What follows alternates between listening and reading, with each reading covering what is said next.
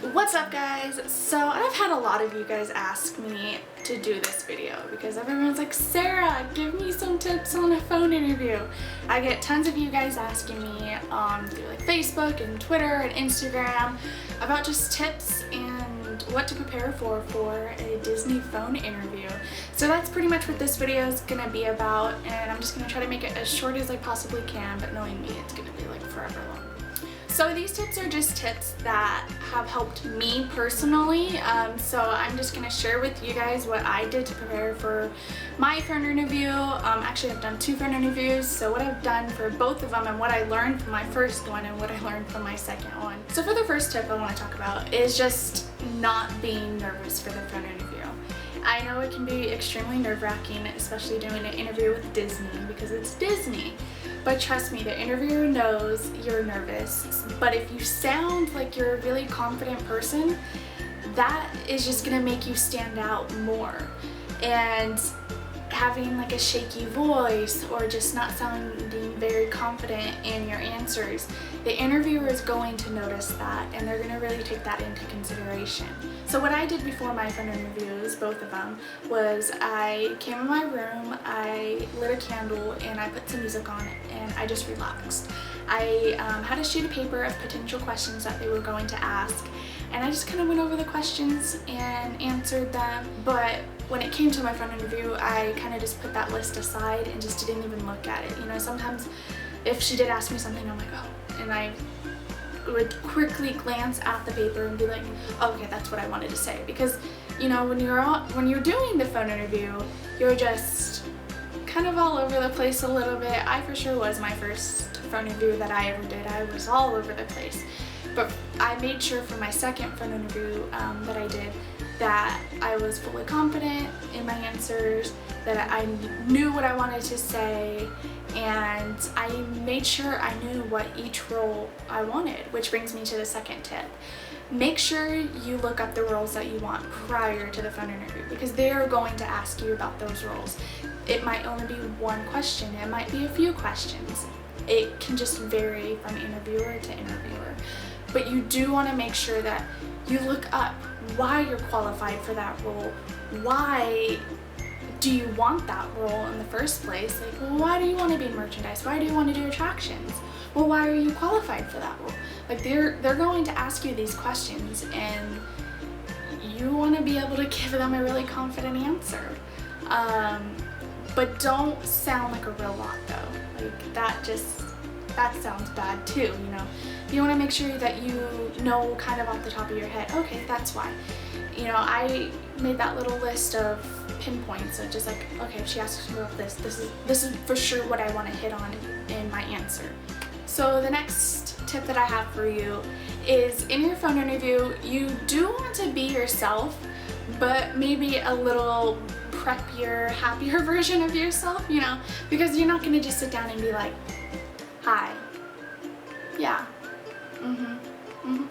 like, no, you want to be like, yes, of course, you know, you want to be Disney. If you've ever been to Disneyland, Disney World, or a Disney park in general, you know the cast members have that little pep in their voice and they're like, well, hi, how are you? Are you having a magical day today? Okay, maybe they're not like that, but you get the general idea. You just want to sound a little more pleasant and have a nicer tone in your voice that sounds confident and that you are fully capable of doing a job. Yeah, so be yourself, but sound like a happier version of yourself. I guess that kind of like contradicts it, but you get me, you know. Like when I film these videos, I'm not going to sit here and talk like this to you guys because this is just boring. Who wants to sit here and listen to a video of someone talking like this? But when I talk like this, it intrigues you guys, doesn't it? When someone's smiling. And that brings me to the next tip. Smile through your entire phone interview. Oh my gosh, I cannot tell you how much of a difference that makes in your phone interview. They know when you're smiling or not, you know. The first phone interview, I didn't have that tip, so I did not smile through my phone interview. I mean, that sounded pleasant, but I was just, you know, all over the place with my answers. But I did not smile. For my second phone interview though, I smiled through that entire phone interview, and let me tell you, my cheeks were hurting by the end of it, but I got accepted. And I'm not saying just smiling is going to get you accepted. I mean, obviously there's a whole bunch of other things to do to get you accepted, but it really, really does help, because you smiling automatically just makes you a happier person. And it just, the interviewer knows, and it just, I find that it helps so much when I smile. So the last tip I have for you guys is to make sure you write down your phone interviewer's name. It is really, really crucial at the end of your phone interview, and even during your phone interview, to say their name. It just assures your phone interviewer that you are paying attention, that you are actually listening to them. So that is it for this video. I try to keep it as short as possible. But yeah, so these are just the basic answers that I give people whenever they ask me for advice on a phone interview. You know, I just tell them, don't be nervous, even though it's extremely hard not to be nervous. Just to smile and be yourself and just sound happy, and, you know, make sure you get your phone interviewer's name and just prepare for your phone interview. Like, you can never over prepare for it, but don't like prepare so much that you're gonna stress out, I guess. But yeah, so that is it for this video. If you liked it, give it a big thumbs up. And if you guys have any other questions in the comments below, you can ask me there. And if you guys want to ask me on my Facebook, my Twitter, or Instagram, feel free to message me or tweet me or inbox me, because I love answering your guys' questions. I love that how people just come to me and they're like, well, Sarah, what is your opinion on this? And I'm like, well, I've got an answer for you.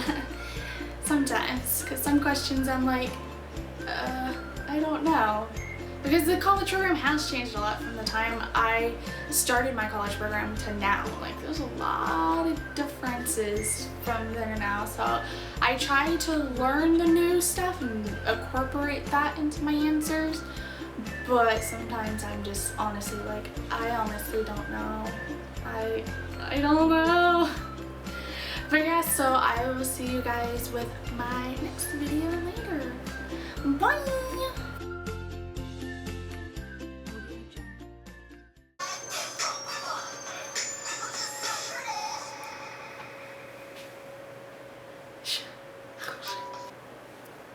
I feel like I look like a news reporter. Just in the Butte fire. Guys, there is a giant wildfire like an hour from me. Right now it's pretty sunny out, but the last few days it's been like super cloudy, and there's been like the debris from the fire. It's so sad. California's burning up. You need to point right over there? Well, I can point right over there. Oh, you want directions right over there? Well, you're gonna go that way.